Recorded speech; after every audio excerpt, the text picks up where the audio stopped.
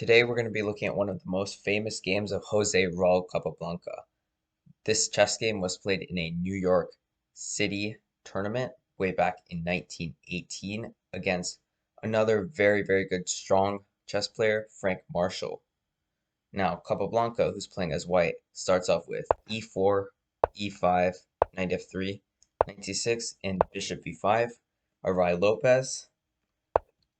Marshall responds with a6, which is the very commonly known Morphy's defense. It is the most popular move against the Ruy Lopez.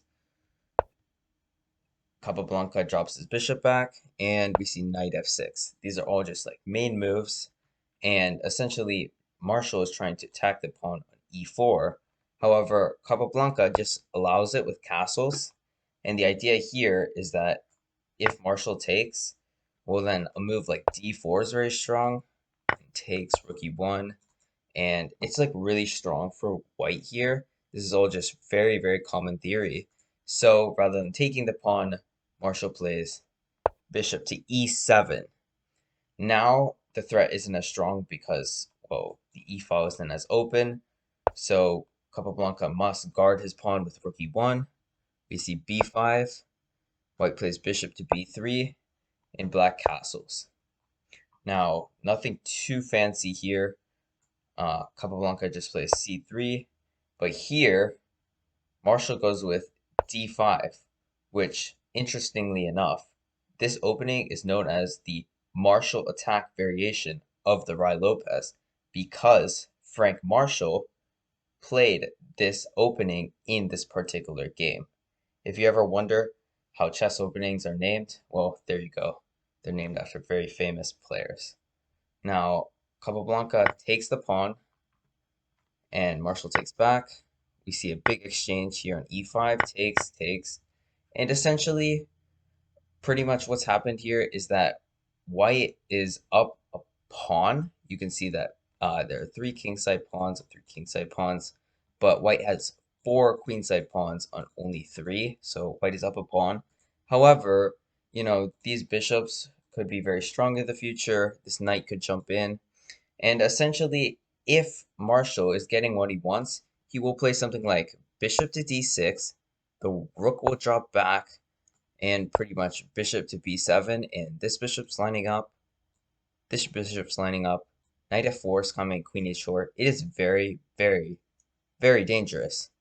So what does Marshall play? Well, first he has to drop his knight back, and then only he can go forward with his plan.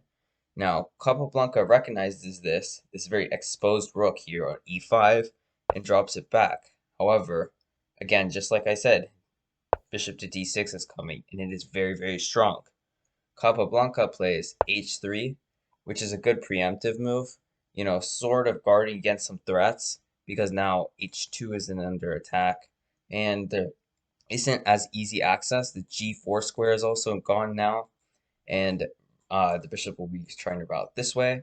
However, what Marshall does is he plays a very interesting move, and that is knight to g4. Now you're like, wait, what? What is knight to g4? I mean, at first it just looks terrible, but if white takes, well, queen h4, and h2 is so weak. g3, black is just going to sacrifice everything, and white is completely gone. So what does white play? Well, Capablanca, he's very good, as I mentioned. He's one of the greatest players of all time. He's not going to fall for any easy, recognizably traps like that. He plays queen f3, which is a very good move, right? Because bishop to h2 is a flawed move, because just because it gives a check, there's just too many things under attack. And don't remember, the queen is sniping off that rook on a8. Again, rooks are very valuable pieces, so you can't just sacrifice it away. Now, bishop to b7 isn't even a move anymore. And while Frank Marshall plays queen h4, willingly giving up the rook, well, it's very dangerous in this position. Sacrificing so much material needs some sort of form of compensation, and while all these pieces look threatening, the two bishops, knight and queen, there aren't any clear threats at the moment. Like I said, bishop h2 is really nothing. And Capablanca just plays a very solid move, d4, centralizing, and now this bishop is open. Maybe bishop f4, bishop g5. There are a couple of options here that Capablanca can use to stabilize. However, Frank Marshall comes up with a genius move, and that move is knight takes f2. Now, it is important to note in this position that queen takes f2 is met with bishop to h2, obviously king h1, and black is just up an entire queen, and king f1 is met with bishop to g3, and black has a pretty dangerous skewer here. So after knight takes f2, white plays rook to e2, recognizing the threat. We see bishop to g4, bringing in another piece. Capablanca willingly captures the bishop, recognizing that the king can escape through f1, e1, and d2 if necessary. And there's still this lingering pressure against the knight. And don't forget, now while the rook is guarded, this rook cannot come in like this because obviously the hanging rook on a8. And while Frank Marshall can play bishop to h2, which keeps some sort of defense on the knight, king f1, and bishop to g3. Well, just because queen to h1 is an apparent threat, well, rook takes f2, and now if black just cashes in and trades off everything, well, it is white who's just completely winning. I mean, there's 3 pieces on a rook. So what does Marshall do? Well, he plays queen h1. Now Capablanca is up 6 points. Just keep that in mind. 6 points. That's 2 pieces, a knight, and a bishop in this case. And while this bishop's probably going to be lost, but this bishop's also under pressure. So Capablanca plays king e2. We see bishop takes f2, and now Capablanca moves his bishop to safety with bishop to d2.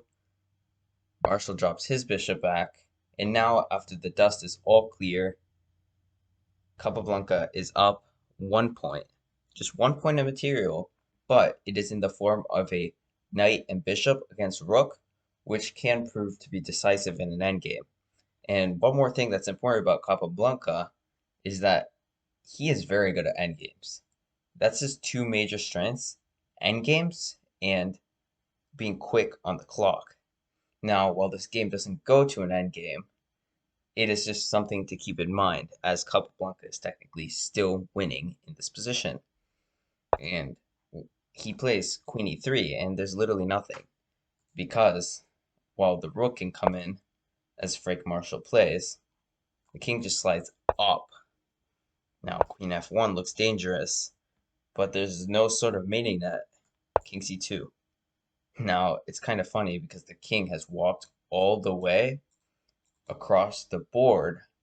However, it's completely safe now. There's a sort of cocoon because this bishop is blocking many of the targets along the dark squares. This bishop is blocking the important d5 square, and this knight is holding everything in place, supporting this bishop and just keeping this rook from being exposed. And while Frank Marshall can play bishop to f2 and try and attack some key points while bringing the rook in, queen f3. Now, who's the one attacking who? Queen g1, bishop d5. And now everything is completely stabilized. c5, d takes. Capablanca willingly takes the pawn, exposing his king because there's no threat. Frank Marshall doesn't have a light squared bishop to attack along this diagonal. After bishop takes, b4. Like I said, who's attacking who now? Capablanca's pushing. Bishop back, a4. a5, captures, rook a6. And now look at all the pressure. Capturing this loses the bishop. And while it does attack the bishop in turn, knight takes, in fact. And now, what really is Marshall going to do? His bishop is under attack, and while he can play bishop to b4, the knight's guarded in 2 ways, and the queen is just so offside. It can't do anything along this rank. It can't drop to any of these key squares except d4, where this bishop is covered, the knight is covered, and this bishop is covered. And Capablanca is just pushing b6. You can take, I just take back. And again, there's nothing on the first rank. There's no checks on the second rank. And now the d4 square even is gone. And the queen is kind of stuck. It can go to h2 and then go here and attack the bishop and put pressure over here, the queen side, but it's too late. This pawn is just driving down the board. And this is the last straw. Frank Marshall wastes another move with h6, which has no clear purpose, b7. Just keep rolling. And rook e3 is the losing move due to bishop takes f7. A very, very good move. And now there's checkmate in 5, no matter what black does. Rook takes f7 is met with promotes, and now the king is kind of stuck because king h7, well, this rook takes h6, captures, and that's mate. And after this position, if king h8, well, there's a beautiful move. Rook takes h6, just like before, and now it's pinned. This is such a beautiful checkmate. Like I mentioned, who's attacking who? Rook, bishop, queen, other bishop, they're all just swarming. And the final move that black could have played was king to h7, but queen f5, g6, queen takes g6. Anyways, on move 36, black resigned.